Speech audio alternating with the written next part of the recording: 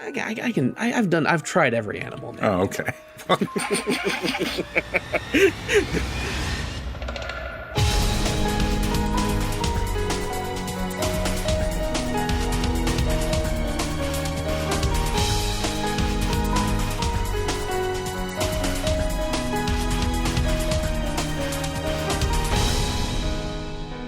Hello, and welcome to episode 129 of Rhythm Encounter, the RPG fan music podcast. I'm your host, Mike Salbato, and before we get into our topic today, I'm going to introduce my panel. Also with me today is Mike Sollosi. Hi. Hello. Happy to have you here. I've heard of you and some other podcasts you do. It's true. I'm usually hosting another podcast for RPG fan, but sometimes when the timing's right and the topic's right, I wedge my way into yours or Jono's podcasts. And yeah, you're stuck with me this time, I'm afraid. I'm happy you're here. Also with me today, Pat is here from RPG Fan Music. Yeah, everybody, let's talk about some music. And last but never least is Wes. Hi, everybody. Hello. I'm so happy you're all here. This is a topic that Sollosi, you pitched, around 4 years ago? Yeah, I checked the date on the on our ideas board, and this was a summer 2020 pitch. So when I was real eager to talk to people during the pandemic, and just made a zillion topic boards on our retro encounter page. I'm sorry, on our rhythm encounter page. I'm so used to saying the other one. I know. But yeah, so it took a while, but it's back, and I'm excited to talk about it. Should we say what it is? Have we said what it is? We haven't said yet. Yeah, I mean, I'm right. Sorry it took 4 years to get to it, but I'm happy we're doing it. So we're calling it either level 1 or RPG beginnings. Basically, it's songs from like the very, very early parts of an RPG. So we weren't super specific, so we let people just pick something early on, whether that was an introduction track or a dungeon or a field or whatever. So we have a cool mix here today. Agreed. So I always like to ask this. I know this is kind of an open question, and it's a very strange topic to ask it on, but I'm going to ask anyway. But like, what drew each of you to this episode? I guess we can start with you, Sollosi. Like, what made you think of this topic in the first place?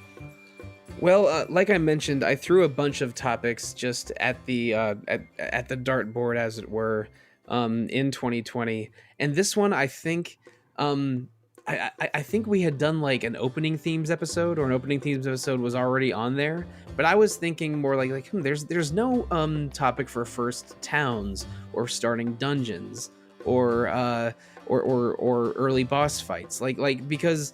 It's not always necessarily the opening screen that's your first association with the game. It's a moment that jumped out at you, and both of my picks I think I had in mind already when I made the card in 2020. But we'll talk about them later. It's basically like a first impressions of an RPG are very important. And I wanted a music episode to share the audio first impressions for, it looks like 8 or 9 games. Yeah, I think it's a great idea. How about you, Wes?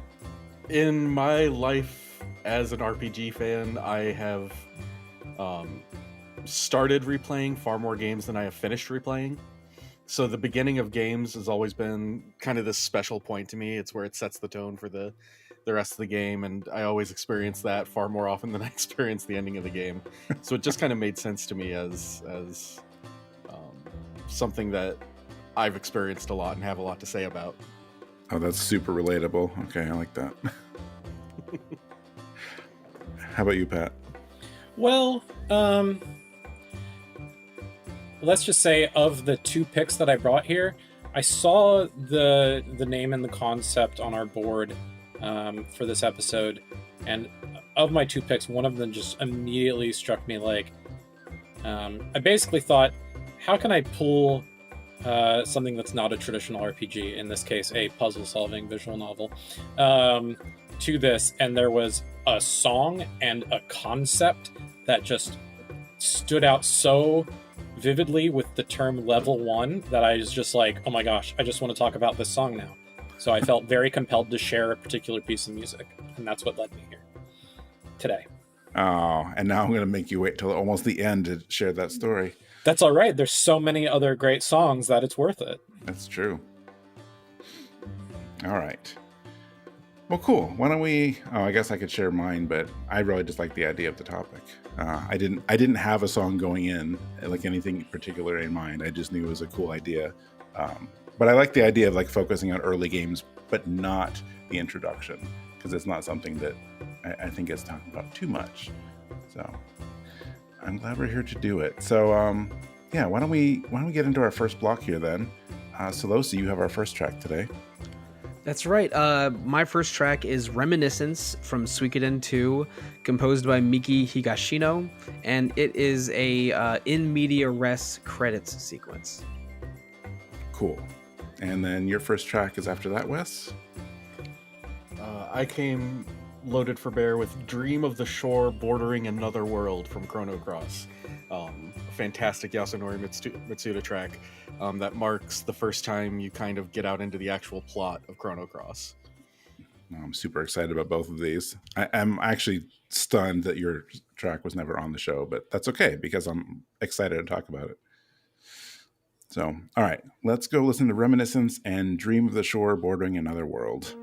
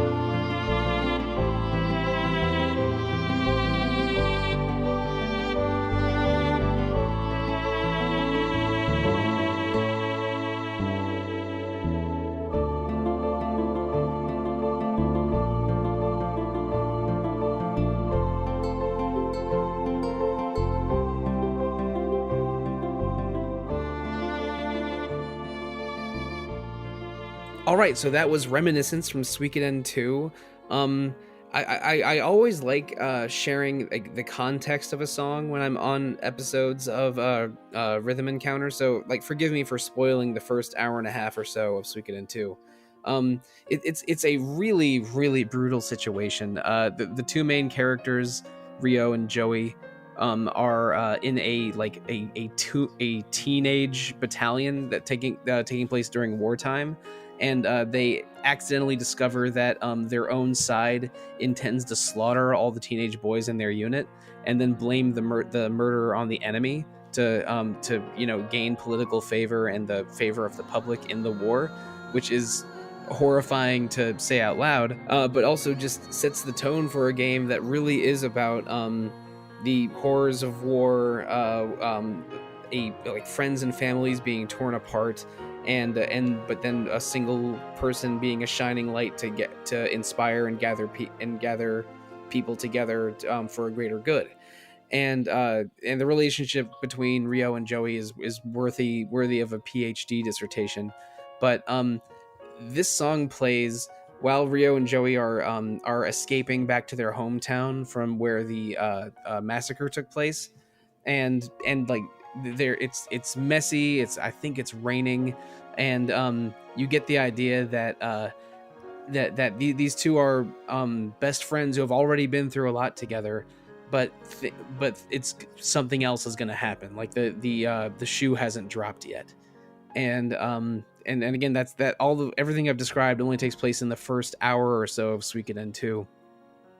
And I love this song. Like it's the piano is beautiful. The singing is I'm not sure it actually is a real language being sung, but it resembles a Chinese style ballad, and Suikoden is inspired by the Chinese epic novel Water Margin, and it just sort of just sets this tone of like hope, but also darkness, that that is an incredible start to an awesome PS1 game. I really really am looking forward to my invariable new playthrough of Suikoden 2 when those remasters come out, allegedly when they're going to come out. Yeah, hopefully we hear something soon.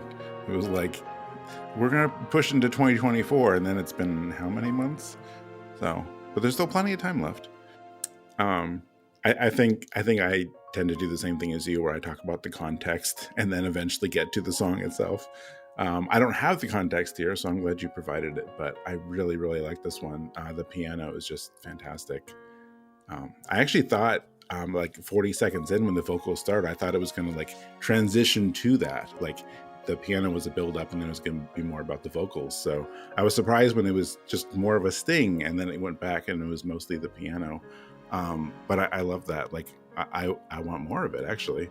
But it's a really just nice, like it's peaceful, but I can sense a little bit of the tension in it, like you talked about, given the context. So but I guess if you don't know that, it's nice and peaceful, and a good way to like kick off this episode. So I'm glad you brought it. It's a powerful piece of music, right? I think it is one of the better known tracks from Suikoden 2, partially because it is early, but also because that voice part is absolutely unforgettable. Really wasn't a lot like that happening in the soundscape of the 32-bit era. So I really appreciated you picking this one, Sollosi. And then, of course, recording this right now when we are right, there's the context of the music in the game, and then there's the historical context of the moment we're in, namely that the creator of the Suikoden series, Yoshitaka Murayama, passed away I think just a week or two from before we recorded this episode. And so when I listened to this one, I was just thinking a lot about his legacy, and also, that he was relatively young. It was an untimely death, and, he had his own project going that's not yet fully realized, but very close. And, That's what Eiyuden Chronicle? Yeah. Is that right? Yeah. Eiyuden Chronicle 100 Heroes. Yeah. You always have to. I always have to remember whether it's plural like Xenoblade Chronicles or singular like Eiyuden Chronicle. Right. So, you know, a lot of people have, you know, mourned not only his passing, but, you know, the ill fortune that he didn't get to see his latest project, which was sort of, you know, it wasn't Suikoden because Konami owns the rights, but it was clearly, and the game will clearly be sort of in the style and vein of a Suikoden game. You know, 100 Heroes versus 108, right? So yeah, I just there's this feeling in the vocal piece that feels just the slightest bit like has sort of that rawness of almost like a funeral dirge to me. I could be way off. That might not be from a like East Asian musical perspective. That might not be what it is, but yeah, there's something very raw sort of in sort of the tonal shifts, almost like a cry. You know, it's a very controlled performance, but it is meant to also show that wavering in its controlled, like a controlled chaos. And so when I hear that, mourning is the thing that comes to mind for me with this track. And so this is me saying, you know, I'm just super sad about Maruyama's passing.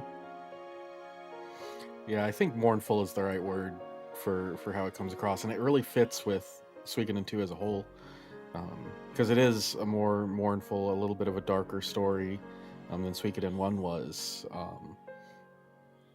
The problems that face the heroes are in a lot of ways much darker and much more serious and much more viable threats, and I like that, you know, it has that feeling of a lot has been lost already, which is definitely a big part of Suikoden 2.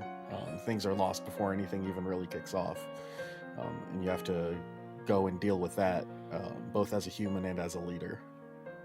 Yeah, I mean, I totally agree with all of you. I mean, I had not thought of Murayama's passing when I had this earmarked as a possible song for Rhythm Encounter, because it was so recent and I picked this a longer time ago. But I mean, I'm going to be thinking of Murayama when I play Eiyuden Chronicle and when I replay Suikoden 1 and 2 for those remasters. And because he really did have a singular voice as a writer of video games. I mean, especially the first 3 Suikoden games that he worked on. I have such a dedicated fan base for not being like a hugely long or involved series. But like when we post things about Suikoden games, it always gets a ton of attention on social media or what have you, and so he really was a treasured voice among RPG fans, and for this to be a mournful, sad song taking place after a tragic event in the game, while we have his tragic passing in real life, was maybe a little bit more timely than I wish it was, because of course I wish that Murayama was still with us so he could see Eiyuden Chronicle hopefully be a rousing success in a few months. But yeah, I think it's a beautiful song that it's somber and beautiful, but also sort of hints that it's not going to get better before it gets worse for Ryo and Joy. Because I mean, for the first full third of the game or so, you're basically on the run before you can sort of gather your friends together and strike back. It's whatever. I'm looking forward to Eiyuden Chronicle, and also looking forward to hopefully replaying Suikoden 2 later this year. Maybe we'll do some retro encounter episodes on those. I think those would be popular. I think for the first 3 years of the podcast, Suikoden 2 was our most requested game to play before we actually did it in 2018. Wow. Now we have an excuse to do it again. What could be better? Exactly right. And speaking of Chrono Cross, sorry, I didn't have a good segue for that one. It was masterful. No one caught it. No, it was so sly. I am a sucker for picking songs that kind of encapsulate some of the feelings of the game. anyone who's listened to episodes I've been on before has probably picked up on that. And I talked about it briefly with Suikoden, and I'm going to keep talking about it this episode as well. But this is the song that plays when you first kind of get out into the world where things are happening. You get to this alternate world, and everything is the same, but just a little bit different. And it's got this, it begins with kind of this ethereal choir almost, before the violin kicks in and just makes this a melancholy song, like as melancholy as you can get, which fits kind of the tone of Chrono Cross in general. It's all about sins of the past, regrets of the past. It's made of regret and trying to overcome the past to make something better. And that mournful tune that you hear when you're out on the world map just hits me hard right in the chest every time I hear it. I'm shocked that it hasn't made it onto Rhythm Encounter before, because I think it's one of the strongest songs in a very strong soundtrack. Well, maybe we all collectively didn't bring it on because we knew in 2024 there would be a time. There was the time, yeah. I mean, this is one of my favorite songs from the entire game, and on top of that, it's actually one of my favorite world map overworld themes across any RPG. It's just so beautiful, and also it's everything you said, where it is melancholy, and I also thought it was kind of introspective and mysterious, just because it's so different. I mean, it's very intentionally, of course, a major tonal shift from the overworld theme in the homeworld.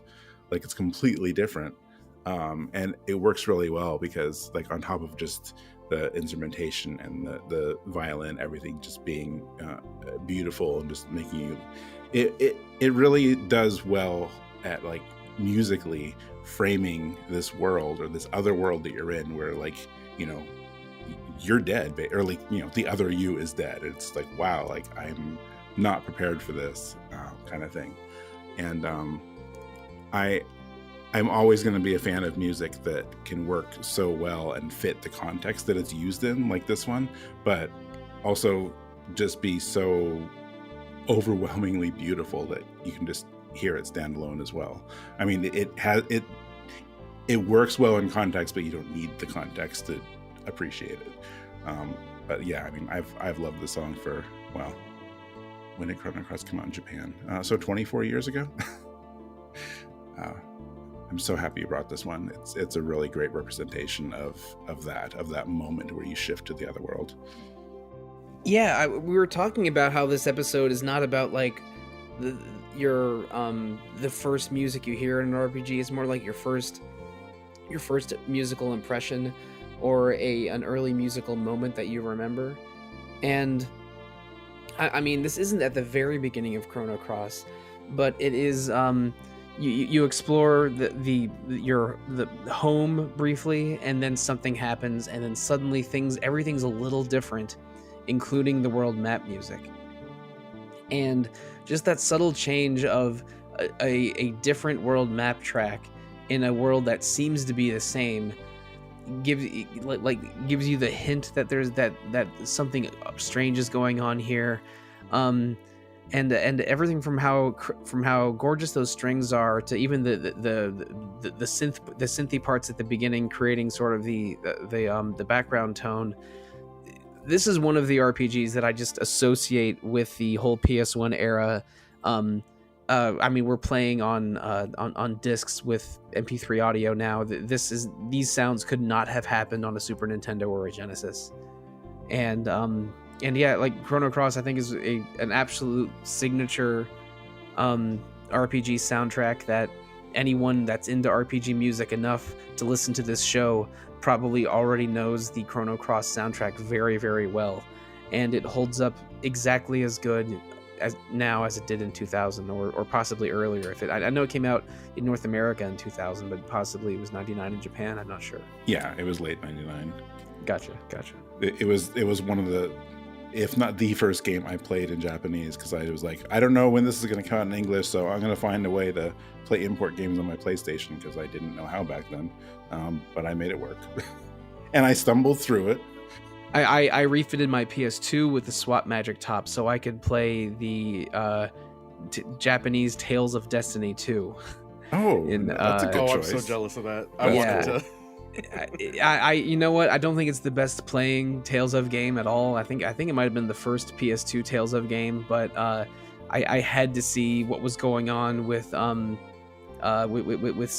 and Rudy's son, and then why Leon's back and all that jazz. But yeah, it's you don't forget your first import. Yeah, I mean, and since that game still never got localized, I think that was a good call. Yeah, well, they shot themselves in the foot with naming Eternia Destiny 2. Right. Whoops. Well, I mean, Eternia was a copyright held by Mattel because Yep, Eternia, it was a Barbie thing. Yeah, no, Yeah. well, no, Eternia is where He-Man takes He-Man, place. yeah. Oh, that's right, not Barbie. And He-Man, yeah. and Mattel owns. I mean, they don't just make Barbie dolls; they also made a lot of action figures in the '80s. Yeah, I mean, they could have done something weird with it. They could have brought it out as like, Tales of Destiny the Second or something weird. But that was back when like only some Tales games came out here. Well, yeah.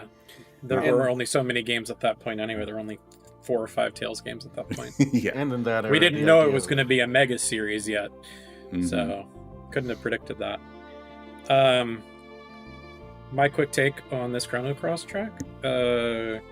So, basically, the overworld music in the home world, where Surge is still alive, is a variant on the Chrono Trigger main theme. And in the other world, you'll note this is just a variant of the Radical Dreamers main theme. So for those of us who didn't play Radical Dreamers, which was pretty much everyone not in Japan, this felt like an original melody. In fact, it was like, the alternate reality where that weird text-based game, which if you buy the remaster, doesn't it have Radical Dreamers now? Yeah. It does, for the first Yeah. time officially localized.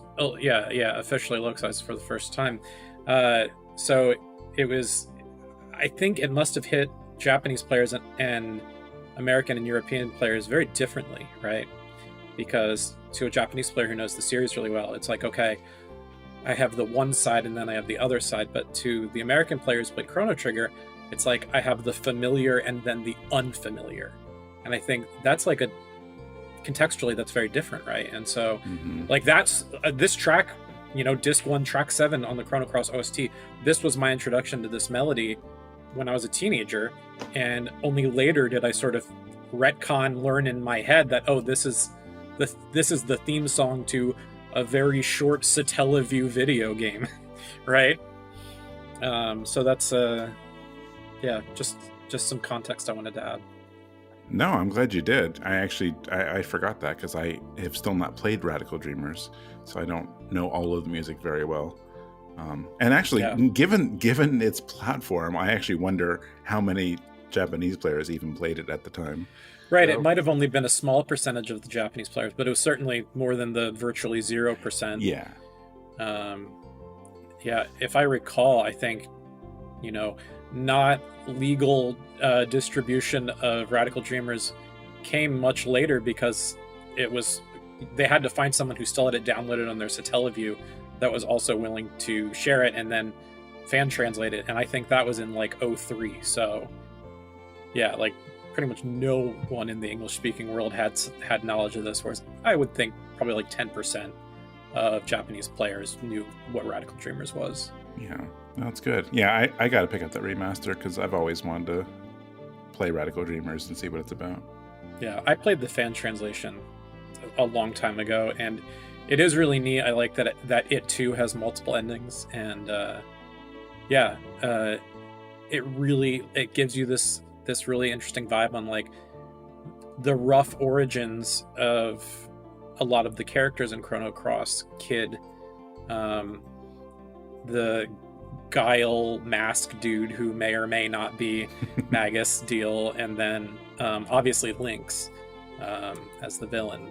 The whole game, for those who don't know, there's a sequence in Chrono Cross early in the game where you storm Lynx's castle with the intention of getting the frozen flame back, and that is just a small part of Chrono Cross, but it's kind of the entirety of Radical Dreamers. And again, the context in that one is not quite the same, but there's a lot. I mean, they laid a lot of groundwork for the plot at that time. Oh, nice. Okay.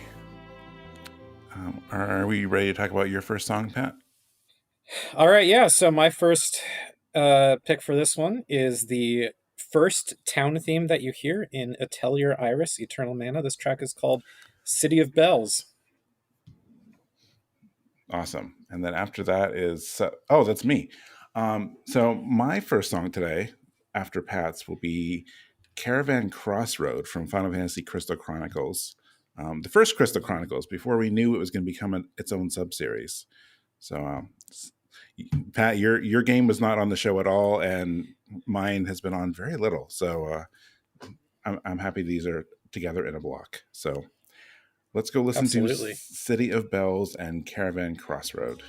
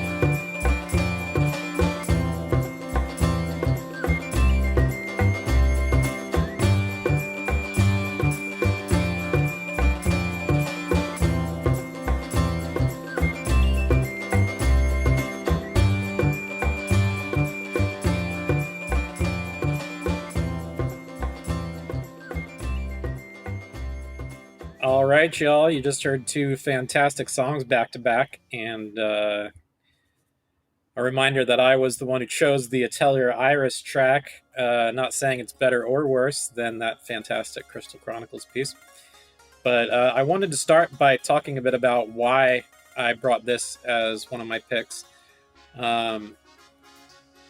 First of all, you hear the term level 1. Now, this isn't the first game in the Atelier series, but it was the first one that came to America back in 2005.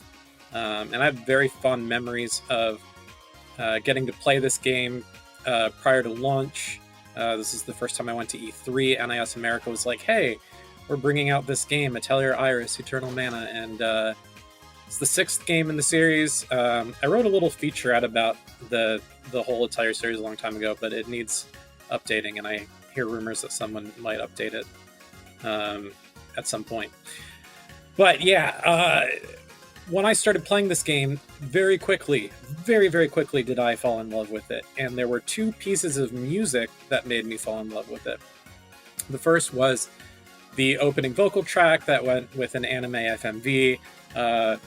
Super cool. Very much, if you hear that song, and it's Haruka Shimatsuki, it's like, okay, many songs in the Atelier series sound like this, and it's in 6/8. It's super catchy.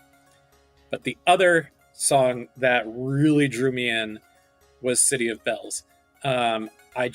I love the instrumentation. I love how fast and sort of fun the melody is, but without being like goofy. If you guys know what I'm talking about, sometimes when composers go for sort of the happy song for the town, it can get a little like tongue-in-cheek goofy with like honking horns and stuff, and it's just like, it's a little over the top. There's something annoying about this track. It is musically tasteful, but still like very like active.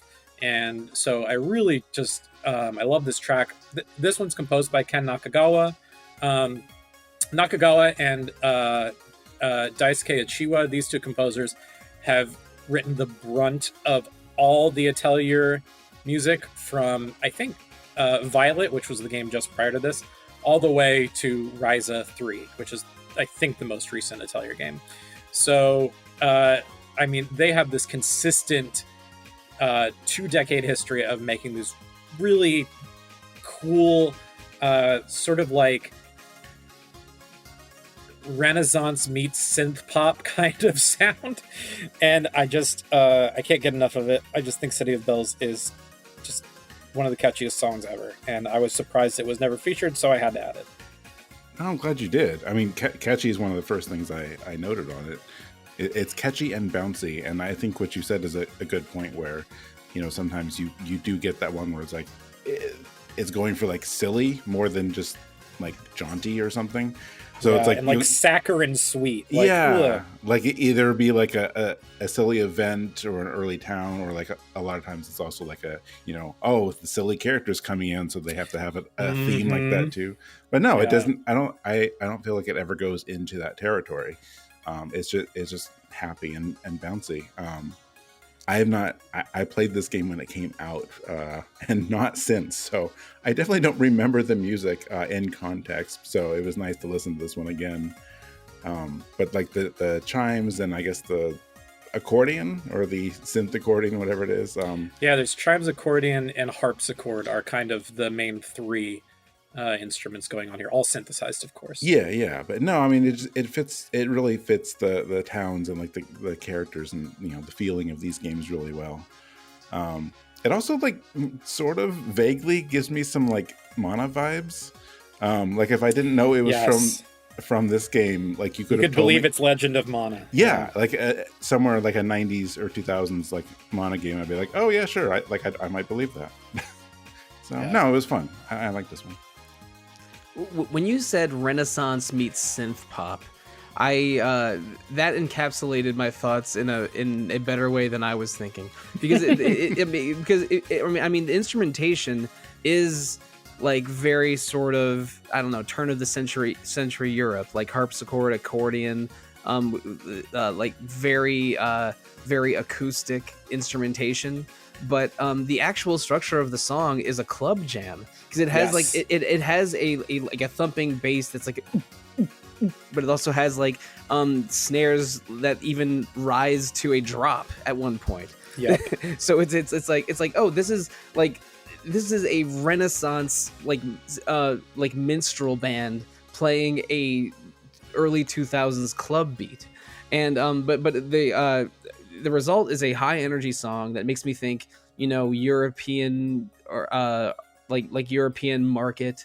It sounds like a bustling RPG town, and it's exactly what it is. But I remember like when I was sort of like listening to the counter melodies versus the percussion, I'm like, this is a club jam. Why does this have a club jam? But it's a very pleasant, charming, high energy song. I like it a lot. And I should mention, I have played Atelier Iris Eternal Mana, and to this day, it remains the only Atelier game I've played. I own a couple of them that I've accrued from sales over the years, but I don't know. Yeah. Maybe I shouldn't wait so long before giving it another shot. Yeah, I mean, the series is great, but I do honestly believe, Iris really set the foundation and set it in a different direction than the much earlier games. And also musically, I think Nakagawa and Uchiwa like really started establishing something special that has only gotten better and better with each like trio of games that they do. Wes, you like any of this jam? I don't know if any of this is gonna make it. I do. I have fond memories of Atelier Iris. Atelier. I'm just gonna keep pronouncing it that way. Forget it. It's all good. It's totally wrong, and I'm well aware. I played it when it first came out. I was so excited for the series coming out in the West, and I absolutely adored it. The music always stood out. This one, like, the harpsichord is assertive. Very, very assertive in this song. In a way that, like, alternates throughout the song, whether I love it or don't love it so much. Oh, interesting. But the synth underneath the bottom of it, I think, kind of ties it together. It gives this some depth throughout, where it kind of has its highs and lows, those drops that drop that Sollosi was talking about. Thinking about it as kind of a club jam actually makes me like it a lot more, because I think that makes a lot of sense when you've got like a really assertive synth harpsichord. It feels more like, okay, this is kind of the minstrel's version of a dance song. And I get a lot more into it. Plus, I just love Atelier Iris. It's a wonderful game, and the soundtrack is almost universally throughout just really good stuff. Yeah, and by the way, when it comes to this series, pronunciation's a hot mess, right? Like, I mean, we're all calling it Iris, and I believe in the English localization they call her Iris as well. But, listen to it in Japanese or read the katakana, technically it's Iris, not Iris. So, like, who cares, right? We'll say it how we say it. Exactly. I like being able to say Atelier, though. It is fun to say, but I still say Atelier unless I catch myself. It's whatever. It is Atelier, right? It is, in French it's Atelier. Okay, yeah. good. Yeah, French grandpa would be so angry at me if I kept saying Atelier. Yeah, I said it wrong for like 5 years, and someone had to correct me. They aren't really playing fair, because the only consonants in the French language that are pronounced at the end of the word are C, R, F, and L, and that's only sometimes. So they have so many silent letters in the French language. It's like they'll have an 8-letter word that's half a syllable. It's crazy. so don't feel bad about French pronunciation rules, because they are almost as bad as English. Yeah. And you can end a word in EAUX and have that basically just be rude. Oh. No, yeah. it's yeah. Well, my favorite is the word for they were playing has all 5 vowels in a row. JOUAIENT, and it's pronounced. It ends in again AIENT, and it's pronounced jouer. Jeez. Why wouldn't it be? Oh, yeah, of course. France. So easy. Yeah, it's a beautiful language. It is. If With only I understood. No rules, just right. J'ai étudié le français depuis 5 ans au lycée et à l'université, mais il y a trop longtemps pour utiliser le français, à France, par exemple. I think Jono's French is a little better than mine. He had an immersion course or something. I was not ready for that. I will look forward to feedback. My absolutely terrible accent. It's been so many years since I've had any practice. I'm in my Duolingo account is much more attached to another language right now. Is it Japanese? Yes. Nice. Yeah. I can get around a train station. Nice. That's important. Yeah. All right, Mike, what'd you pick? Well, we already know what you picked. I was trying to quickly segue train station to Caravan. I was getting there, but didn't quite get it. Oh, that would have been pretty good. Oh, That's yeah, clever. Yeah. Yeah, know your way around a Caravan. Mm-hmm. You gotta seize it when you feel it, man. I know, but I didn't get there yet. I thought you were going to talk about the train station more, so I'd have a few more seconds to work it out. But whatever, we're already here now. So like I said early on, like we've had a shockingly small amount of Crystal Chronicles on the show, outside of my occasional obsession with the Crystal Bearers that I bring up more often than I should. But Kumi Tanioka's soundtrack for the first game, before it became its own little sub-series, has always just been fascinating and lovely.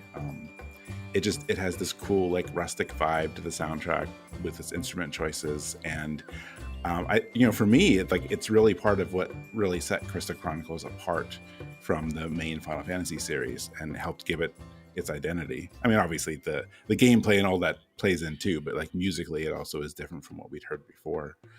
And this track is a little bit short. It's a little shorter than I would like, but it's still enough to give you an idea of like what you're in for with this soundtrack. With the strumming, and I don't know if those are like bongo style drums, and some woodwinds, all this stuff.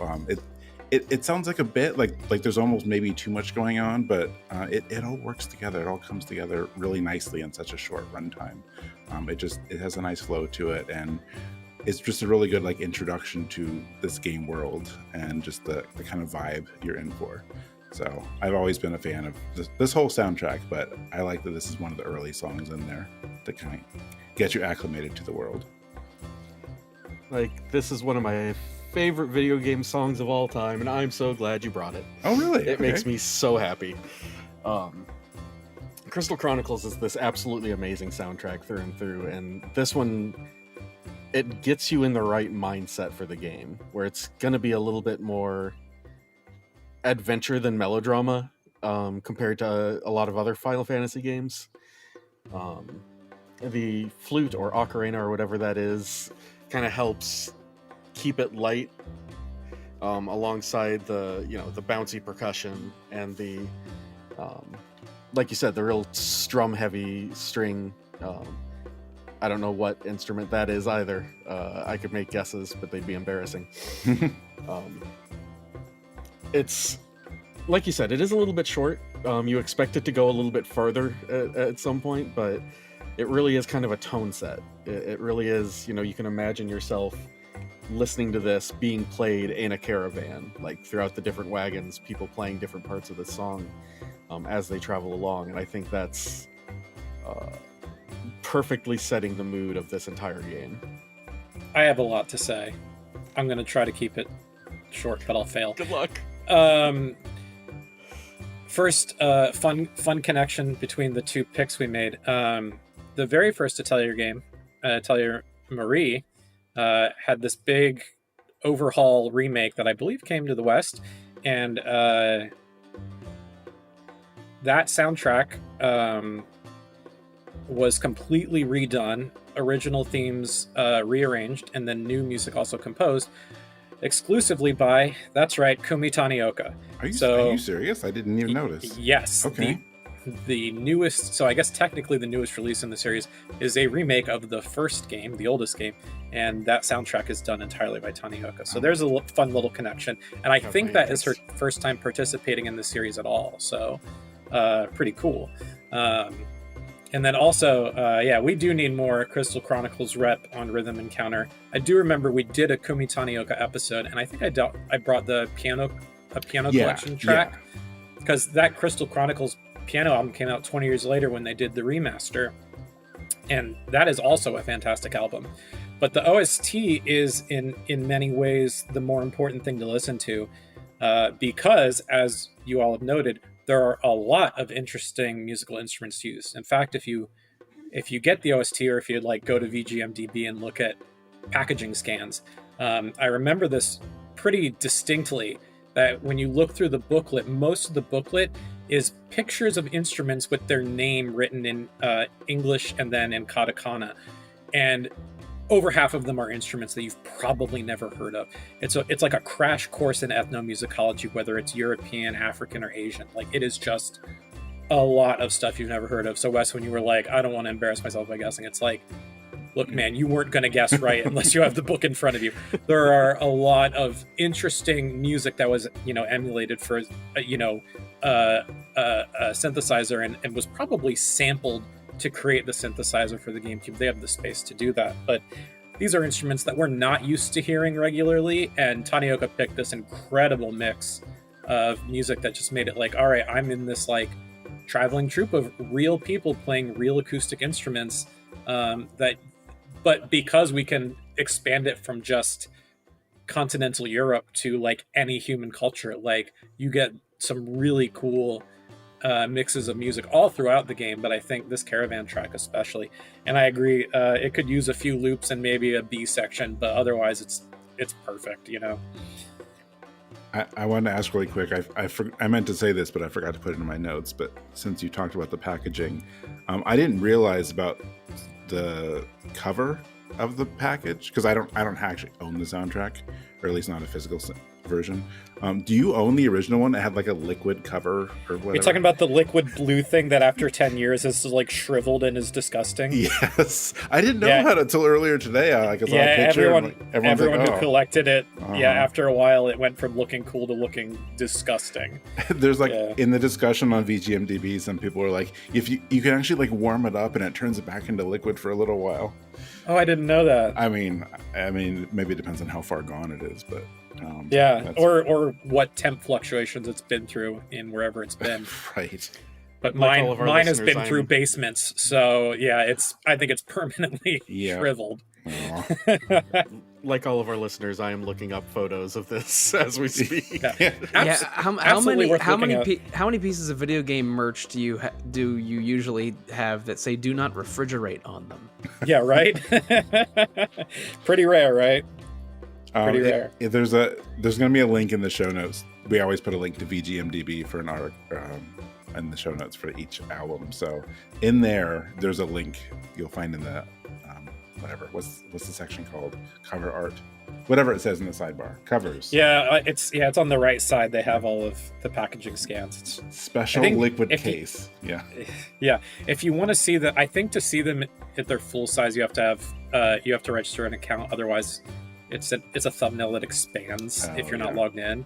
So, I mean, it takes no time to set up a quick account because it's totally worth it. So you can see some people are scanning 4K by 4K pixel images, like really high quality. So I'm just shouting out VGMDB because they're just an incredible resource. Oh yeah.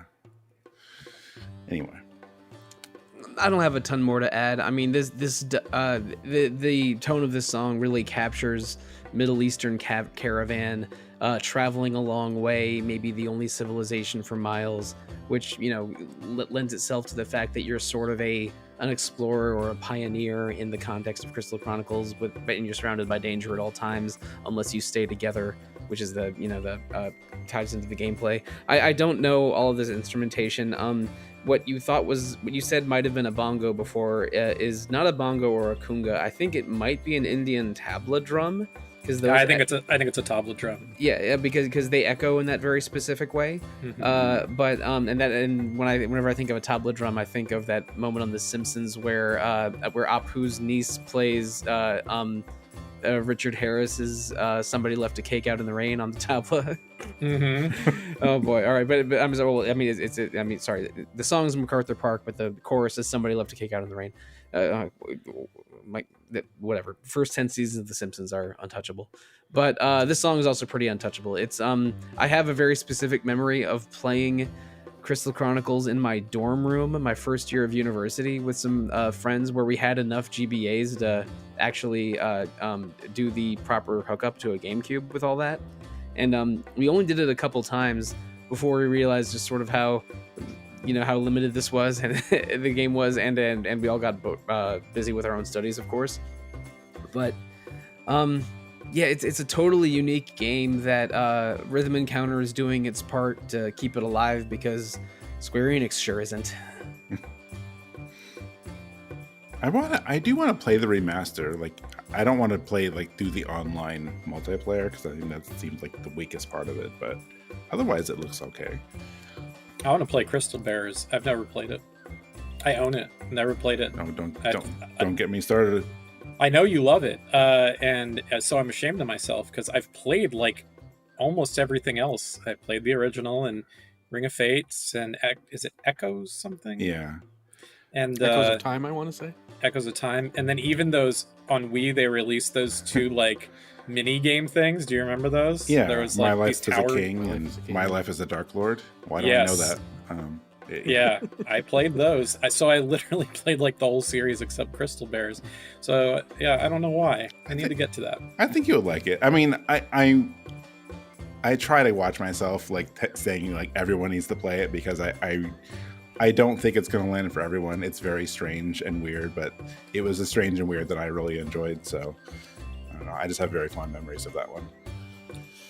I've always felt that you have good taste, and I just want to. I do really want to check it out. And of course, I mean, we can agree that the soundtrack is badass. So. Oh, absolutely. All right. Well, speaking of badass soundtracks. Yeah, who's next? What do we got? Me again. I ended up just putting mine both in the middle of the episode. So I'm really happy about this one because this is a game I have still not finished, but I'm getting there. So I'm bringing Autumn's Rise from CrossCode. Another example of a song that's not at the very beginning, but it's a good like introductory song to a certain part of the game. So that's me, and then we have a really cool song from Wes. Yeah, I brought something from one of my problematic faves, Shadow Hearts from the New World. Yoshitaka Hirota joint called Garland Office, and y'all are not ready for this one. Can confirm. I definitely was not either. All right, let's go check out Autumn's Rise and Garland Office.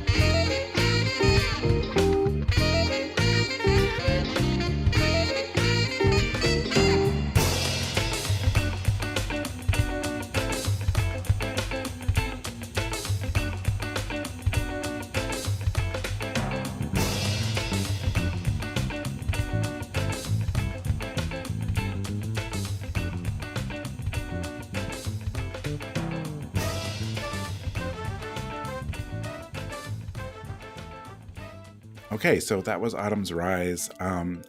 CrossCode has just such great music all around, like in every part of the game. Even though I have not finished the game, I've played a lot of it. But the field themes are some of my favorites across all the different areas in the game. And having this topic was actually really helpful because it meant that I had to choose an early one, although I was still down between like 2 or 3, because it's like, do I choose the Rookie Harbor, like the first hub town? Do I do like the introductory sequence? But I think this was even further into the game than the Chrono Cross one, but I think it still works because after you go through a lot of sequences and really get into the main world and the first main area of the game. And the instrumentation in all of the songs in this game are just so cool. This one in particular, I really like the breezy sound of it, and I don't know if that's a marimba or a xylophone or whatever it is. I'm sure it's synthesized, but this song is another. It's actually like Crystal Chronicles, and I didn't actually plan it this way, but it's a really good introduction to CrossCode musically. And it's one of many, many songs in the game that straddles the line between like this. There's an organic feel, but also like a very synthetic feel to it, which of course fits the game world and its narrative just perfectly. In a game that takes place in a game in a world that's like has a physical component, but also a digital component. But yeah, I'm just a big fan. So. I think that it helps that I knew the title of the song was Autumn's Rise, but I really do feel like this is an early part of the game, like some forest areas in Chrono Trigger where you're sort of running through hills. There's brown and red leaves around. This is like maybe the wind is blowing, maybe the temperature is a little bit low. It created the specific mood that that I don't know. It reminded me of like 16 or 32-bit RPGs, especially with the with the sort of synth winds at the end. It's like, oh, this is a Yasunori Mitsuda flute sample they're trying to recreate here. But I really enjoyed it. It had forward momentum. It had the mallet keyboard counter melody. I mean, you could have told me like low register of a xylophone or middle register of a marimba mic. I'm not sure they thought that hard about it. And this is also our second appearance of synth accordion on in today's episode, which is always appreciated. I think the accordion is underutilized in video game music, outside of Professor Layton, I guess. But this really just made me want to get around to playing CrossCode. I've had that thing on my Switch for at least 3 years, maybe longer. So I'd love to get to it eventually. Maybe I'm just, it's hard for me to play a long RPG unless it's for a podcast. But maybe that just means I have to do a CrossCode podcast. I like this track a lot, and it really took. Even though I know this is a game from the 2010s, it took me back to some areas I remember from 1632-bit RPGs, which I'm sure was their intention. Yeah, no, I mean your description of what you were visualizing like fits really well. I hadn't really thought about that. That's actually a good way of describing a lot of songs in Sea of Stars too. That is like, it feels like a throwback. So yeah, that's a good point. Yeah, it's interesting to me how throughout there are little bits of kind of chiptune fonts within, mixing with the more realistic synthesized audio, which I think gives it this cool. This is one of those simulated MMO games. I haven't played much of it, but it gives that idea where like it wants you to know that this is a song from a video game, but it also wants to be a little bit more than that, because the idea is that this video game is, it's immersive and meaningful. And I love how they meld those together, because you'll just hear these little bits of very video gamey audio like sprinkled throughout, and then they give way to that mallet and the whistle and just everything that's a little bit more organic, I guess, is the right term. it made me want to play CrossCode. I've never played CrossCode myself, and I would really like to. I agree with all of y'all that sort of the defining feature of this track and a lot of the soundtrack, which I am well familiar with, is this sort of intentional generation blending in terms of sound design. Right, you're getting these callbacks to intentionally older sounding synth, and then matched with more lifelike sounds. And I think there is a way to do that wrong. I think it's important to note, people who use this approach for sort of intentional modern retro kind of deal, this isn't necessarily an easy thing to pull off. And there are definitely soundtracks out there where people have kind of fallen on their faces trying to do it. But CrossCode lands, sticks the landing really well. And I think it's very useful that this song, as one of the earlier tracks in the game, is not an exception to the rule, but sort of an establishment that, hey, you're in for a really cool experience in terms of the soundtrack. Again, soundtrack is all I can speak to because I have yet to play the game. Man, all of this, I haven't played this game, but I would really like to sometime. Really makes this sound like an episode of Random Encounter, doesn't it? Yeah, that's been going through my head this whole time. Well, when we get to your second pick, Sollosi, I will hang my head in serious shame, because that's a whole series that I haven't gotten to yet. It's one of the series that listeners probably expect from me. But yes. But before we get to that, let's go to a game that I think maybe some people expected out of Wes. Yeah, maybe this is a very special Wes kind of pick. Couple of things you need to know about Shadow Hearts from the New World. One, I adore this series, even this being kind of the black sheep of the series. It takes place in America, but very much America through a Japanese lens. And very much in a bombastic lens kind of way, which is pretty common for the Shadow Hearts series. They like to take place in, various places RPGs don't usually take place from the real world, but they are larger than life versions of those areas. And this sets up not just that, but and I'm going to strangle out, another extrapolation of the entire game from one song, because I like to do that. It kind of sets the tone for the entire game of From the New World in a way. Because the beginning part of the game, you're in a detective office with the main character, who is a young lad. And he has his own detective agency, and you get kind of a little bit of that from the beginning with this very noir kind of opening. The trumpet kind of being a little bit more subdued. And then it crashes into a more funk-oriented, more here's the bombastic version of America we all know about. And that's kind of how the game works too. The game almost artlessly stumbles between serious content and absolutely goofy, out there, occasionally a little offensive, let's be honest here, characterizations. But it ends up being just this wonderfully, I can see how this says America at a certain point in history, in a big way. And it is absolutely, bombastic in the way that this entire game is. I absolutely adore this song, goofiness and all. I think they wanted to begin with a a film noir detective agency with but then they sort of moved into 1920s speakeasy jukebox music, and then it just got way poppier and funkier than anything in that in the American 1920s 1930s setting that the game is actually going for. But then again, this is also a game where one of the characters is a World War I veteran that moved to the Amazon rainforest to practice the ancient art of ninjutsu. And his name's Frank. So so this is a game. This is a game and a whole series, frankly, that just relishes historical anachronisms and odd RPG elements and situations.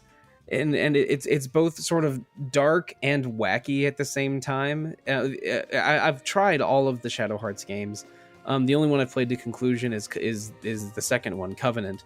But I mean, there really isn't much else like Shadow Hearts out there, and for this to be like is this a hard-boiled American detective story? No, it's a lively 1920s flapper story. No, it's none of those things. It's a completely wacky Japanese RPG that's dressed up like one of those other things. And problematic portrayals of native culture aside, the very specific setting and vibe of From the New World is special. And I think, I mean, how you want to handle the problematic parts of it are up to you, but this is a game that I think it's worth exploring. I'm a sucker for a problematic fave.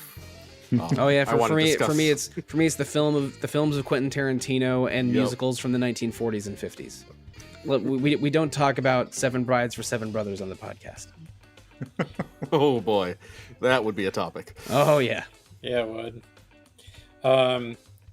Yeah, I'm really glad you brought this one, Wes. I actually, I really love this game. I think the review at time of release for this one was written by yours truly. Definitely the game. I can't remember if I did the soundtrack review too. Might have been Deniz. But yeah, Yoshitaka Hirota, who primarily on the second and third game, he does a significant amount of the first one, but also Mitsuda's on that. He's a great composer. He's also a great performer. He's, been a bass player with Uematsu in multiple Final Fantasy related bands. And yeah, I think he was sort of having to work under the context of like the game developer's direction. So it was like, all right, we're going to be in New York and Chicago, and Al Capone's going to show up, and we need you to make music that kind of fits this. And it does very quickly turn into a caricature of everything they're going for. But I still really like it for whatever it's worth. And I think Garland Office is just so representative of the early game, maybe the first third of the game, that is just very much around the major cities of America, and certainly New York. And it's not fully accurate, but whatever is, I mean, they weren't going for authenticity. They were going for wacky and wild, which is the same with when they were in China and Russia and all of Europe, in the first two games. So, yeah.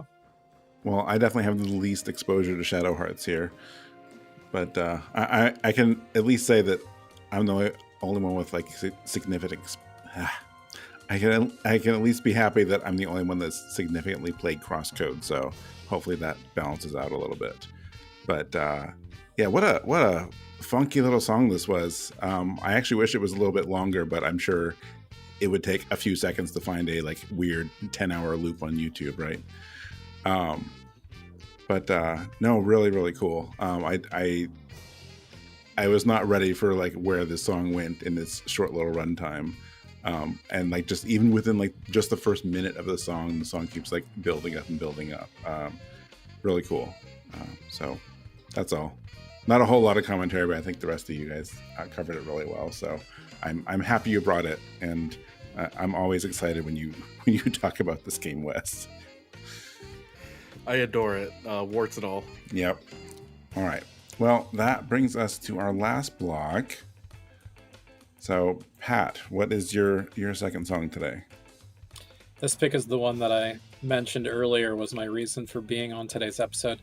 This track is called Unary Game by Shinji Hosoe. It is one of the first songs you hear if you boot up 999, which is the first game in the Zero Escape trilogy. Nice. All right, and Sollosi, what do you have after that? This is a song called Pledge of Demon, which is a boss battle theme from Yakuza 0, and it is perhaps appropriate to this episode, the boss at the end of Chapter 1. Perfect. Oh, I can't wait to talk about this one. All right, let's go listen to Unary Game and Pledge of Demon.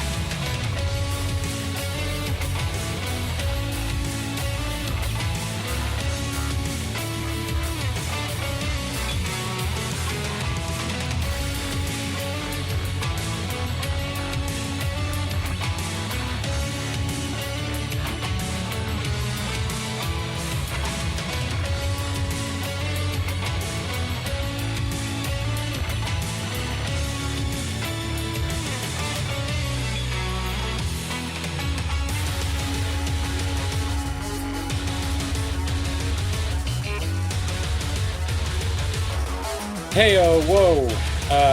Two fun songs at the end here. And I gotta say, I'm liking what I heard from Sollosi's pick.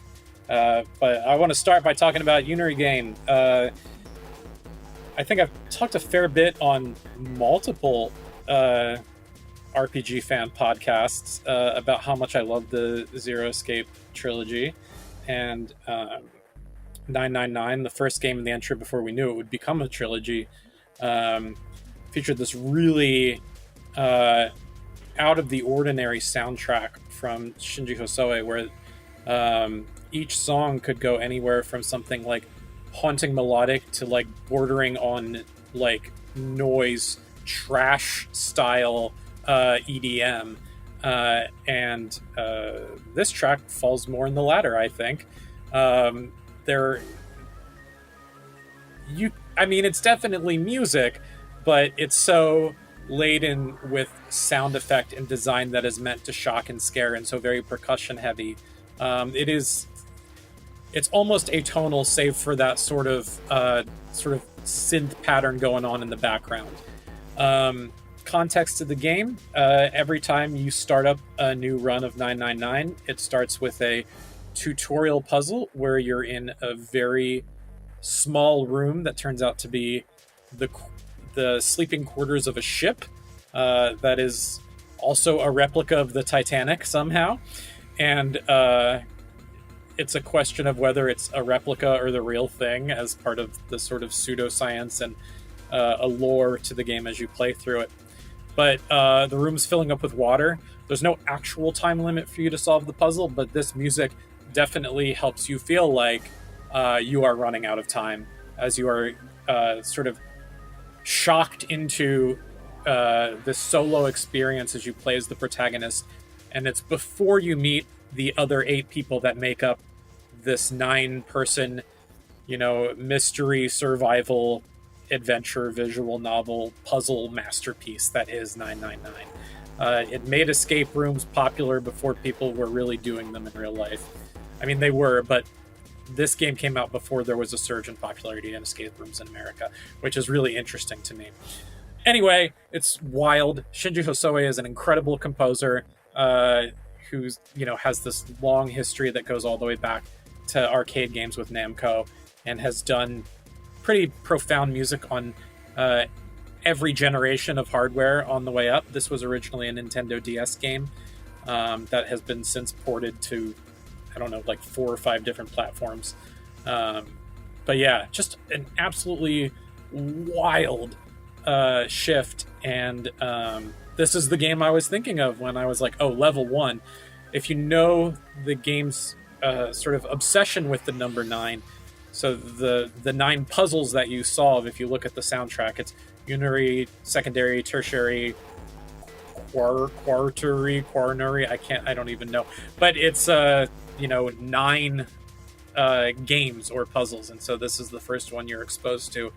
And it's really one of the more intense pieces of music on the soundtrack. There are a couple others that are sort of fast-paced and very noise-centric, but I think this one is really the one, and I think it might be popular-ish on like TikTok as something to use for like quick like horror kind of videos or jump scary kind of videos, or so I'm told. My children recognized this song because of that, so okay. Really? Yeah, I think like it's not as popular as the Danganronpa soundtracks are for like tracks to use on TikTok, but it's apparently gaining notoriety, so that's cool. That's cool. I wouldn't have expected that. Well, let's see how many of my notes that you sorry about that. I really went over a lot there. No, it's fine. I think a lot of times like we often think of like unsettling tracks, whether games, movies, whatever, as a lot of times it falls into like the quiet or creepy or really moody pieces. But I like this one too. I like that this style of like it's unsettling, but in a different way than a lot of songs can be. It's more in your face and it's kind of uncomfortable, So it gives you that like I'm not comfortable or you're unsettled or whatever in a very different way than a lot of like tracks might do, or you know what I mean. And like there's no, one of the things I thought was interesting is that there's no like downtime in the song. Like anywhere, all the parts of the songs where like the other instrumentation will like drop out or whatever, there's not a moment of silence, because in place of silence there's this weird layer of like this noisy percussion or something going on. So like there's always some weird sound going on at all times. So, you know, I was like, I don't want to use the word noisy in this because I don't want it to sound insulting. But the way you described it, I'm like, well, you used the word trash, like in a complimentary way. Well, it's sort of a niche subgenre of music that's popular in Japan. Like noise and trash are like subgenres of electronic music. Yeah, I mean that's a really great way of describing it. So yeah, I mean, just listening to this, I'm like, I don't know if I want to listen to the whole thing. I'm not. It just puts you in a weird space, and that's it is hard to listen. It is hard to listen to for 5 minutes, but I will say one of the features I love about what you pointed out about how it doesn't give you a break, it doesn't give you a chance to breathe. In context, man, when you're playing the game and that's what you boot it up to, you get a cutscene or two, and it's kind of soft, kind of quiet.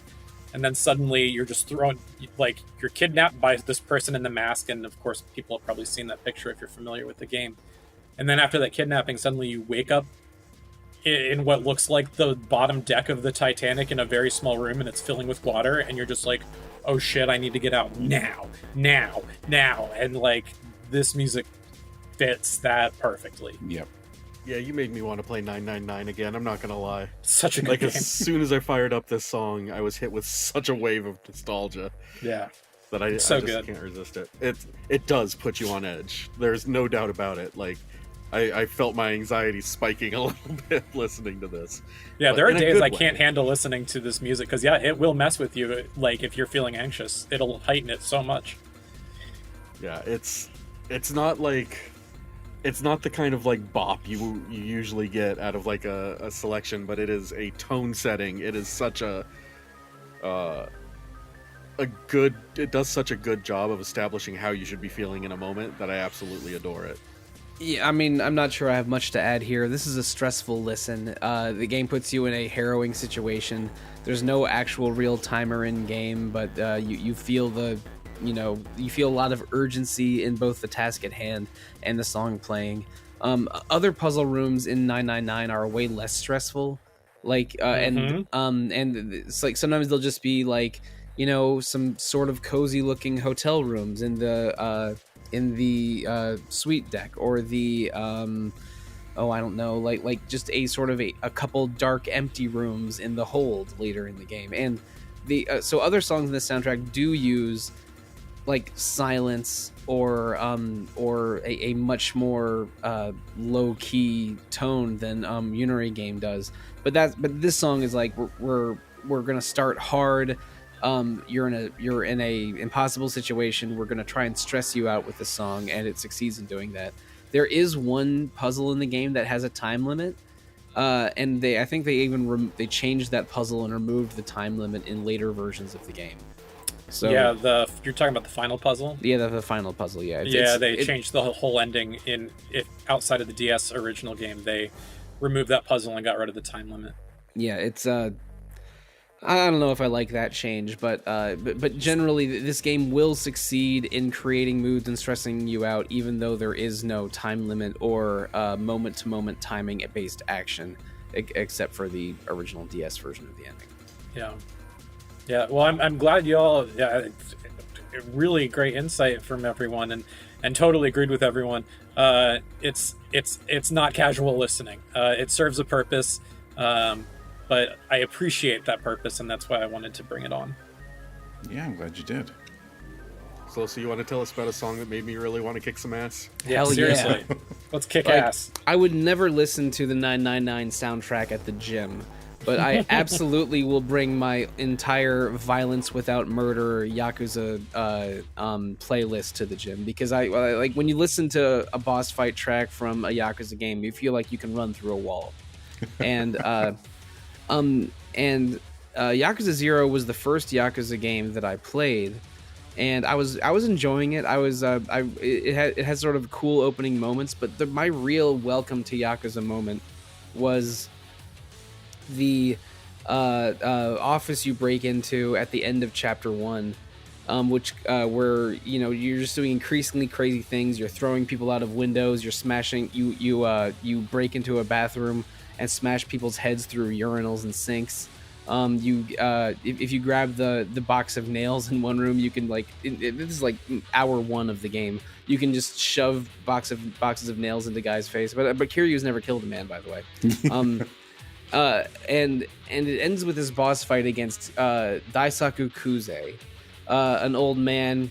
He rips off his shirt, revealing a giant tattoo of the Judge of Hell on his back, which is why this song is called Pledge of Demon. And I remember I think I did beat him on the first try, but I drank every energy drink that I had found on the way, and it was with a centimeter of health left. And I was just like, oh man, this is what Yakuza is? Why did I wait this long to start playing them? Because they really just are charged with so much adrenaline and testosterone. And you fight Kuze multiple times over the course of Yakuza 0, and there is an arranged version of this track that has a different intro. And Mike, you know what I'm talking about. This is the storm drain battle. Yeah. With the motorcycle with the lead pipe. So good. I just did that. Yeah. Yeah. Oh, it's real good. I think that's the boss fight at the end of chapter 6. Yes, that sounds right. Yeah, I think. But you get this crazy intense boss fight with this soaring rock and roll song, and it's the boss of chapter 1. And I'm like this is the freaking boss of chapter 1. There's gonna be 10 more of these, and it just made me so excited to play more. I have listened to this song on YouTube because there's not a good legal release of the Yakuza 0 soundtrack in North America. I've listened to it so many times. It's one of my get pumped up kind of songs. Yakuza 0 is 2015, and that was around the time where Yakuza was being less about big rock songs and more towards electronic music, because there's like straight up dubstep drops in Seven Like a Dragon, and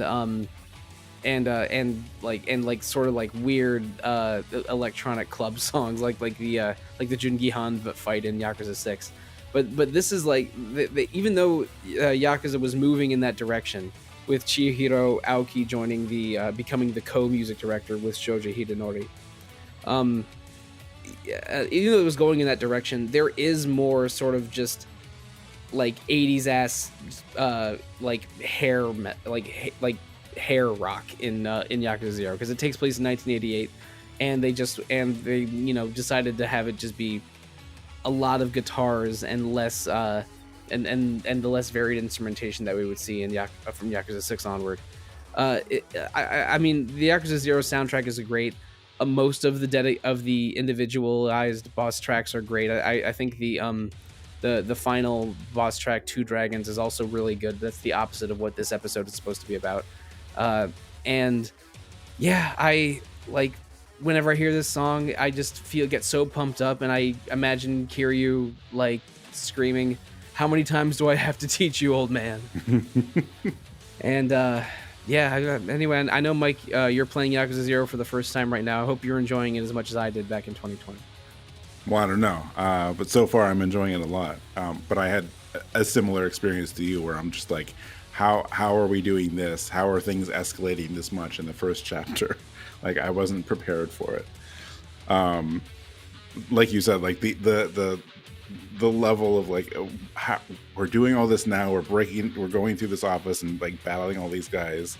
I mean, like you explained a lot of it. The one thing you didn't explain, which was one of my favorite parts of that whole sequence, is like the way they broke up the sequence. You know, from a gameplay perspective, they're like, well, we need you to fight through room at a time, and like obviously you can't just walk through the door. So like the gameplay component of how you progress from one room to the next is this one guy who keeps coming back after everyone else, and the way you progress from room to room is throw him in varying ways through the door to progress to the next room or through a window. It was just amazing. I haven't identified or picked out a lot of like particular tracks as favorites because I'm just like wrapped up in what I'm doing. Outside of the Cabaret Club, because every song they use in the Cabaret Club like mini game, even the menus, are amazing. But the so many like the boss themes and rock music in this game are just so good. It has this like just grungy side to it, which is actually why I thought like this paired well with the 999 one. It's a very different kind of like grungy side of it, but just so much fun. And I also barely got through that fight the first time, so sorry to interrupt, Mike.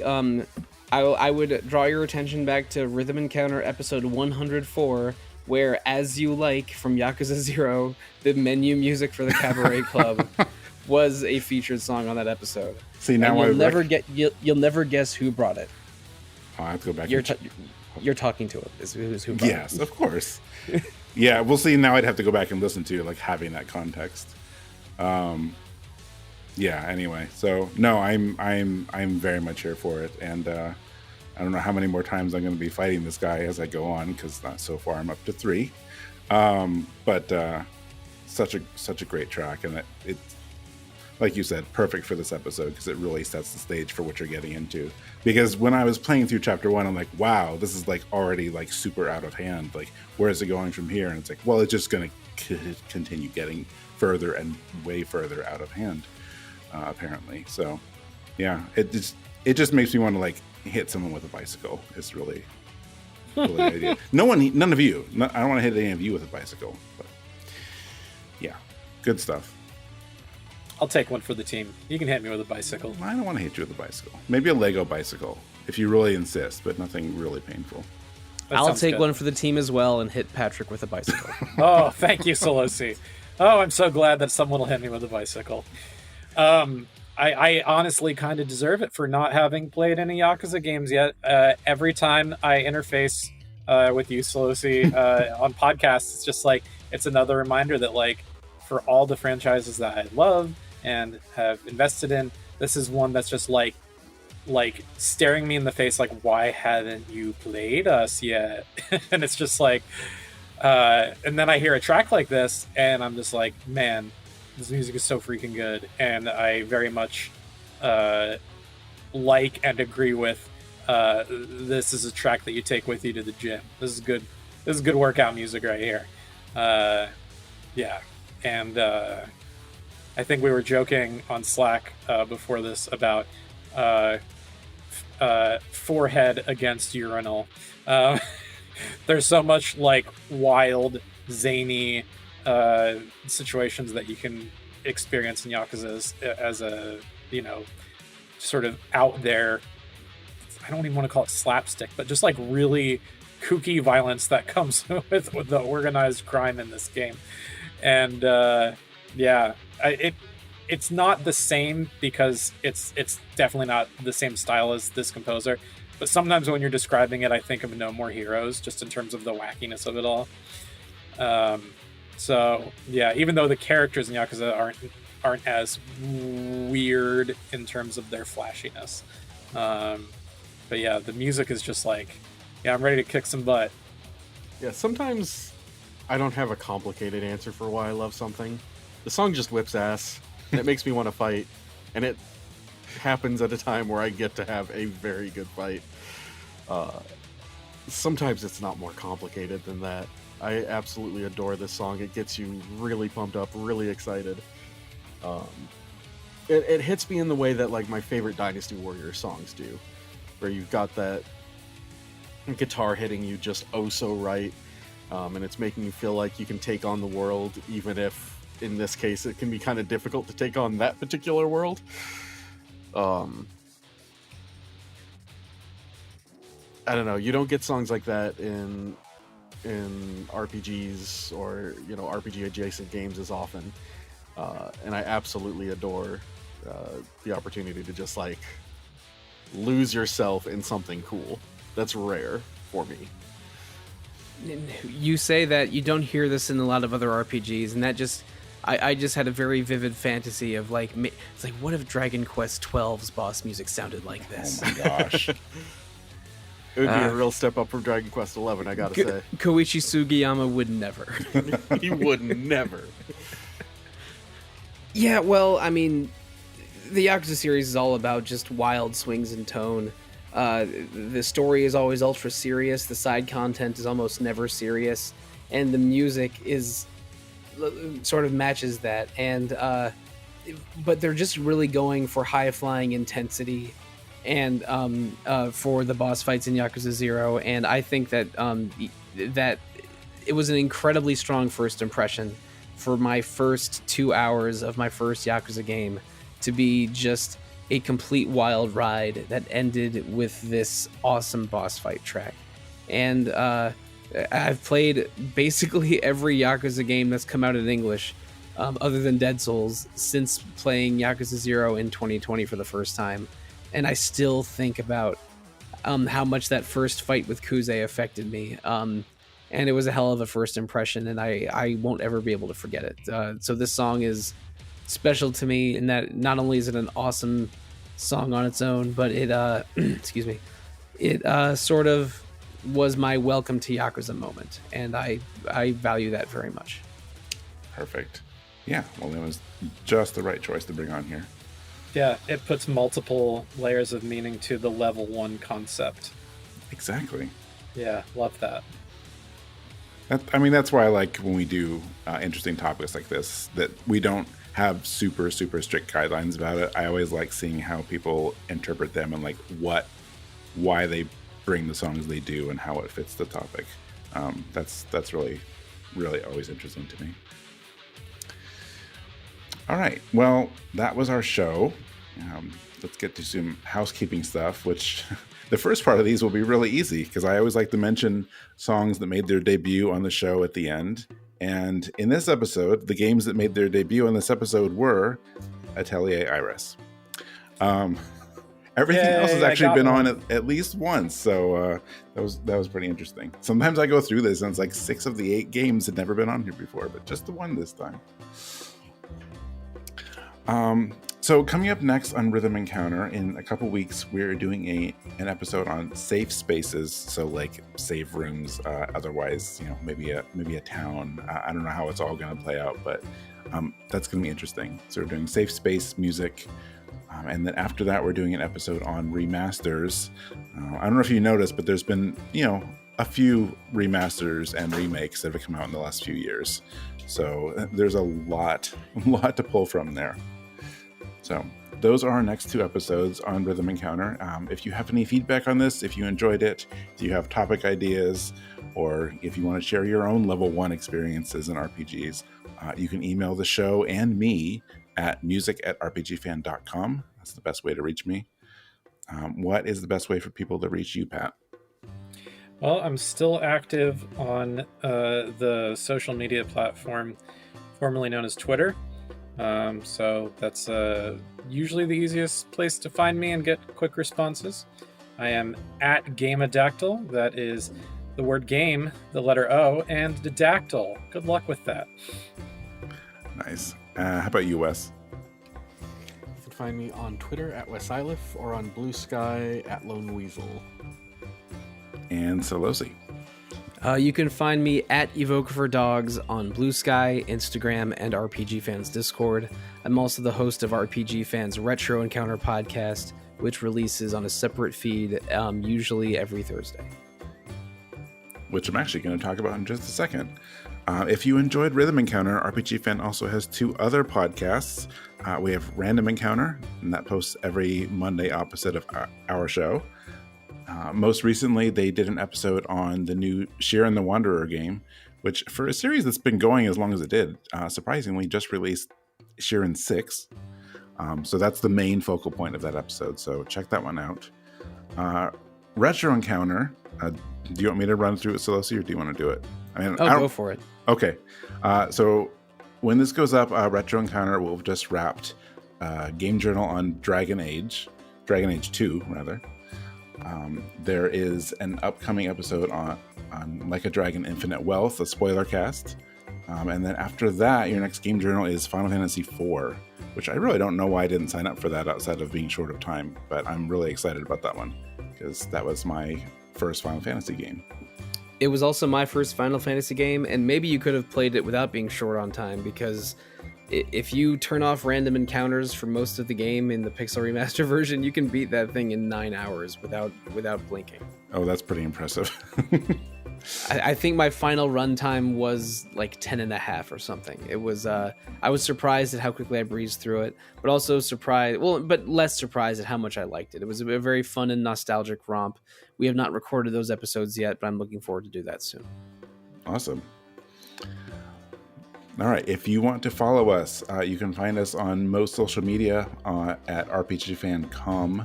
So you can find us on Facebook, Instagram, Threads, Twitter, Twitch, YouTube. We have a Discord. All of this is linked in our show notes. Of course, we have our website, rpgfan.com. And as part of that, we also have our shop.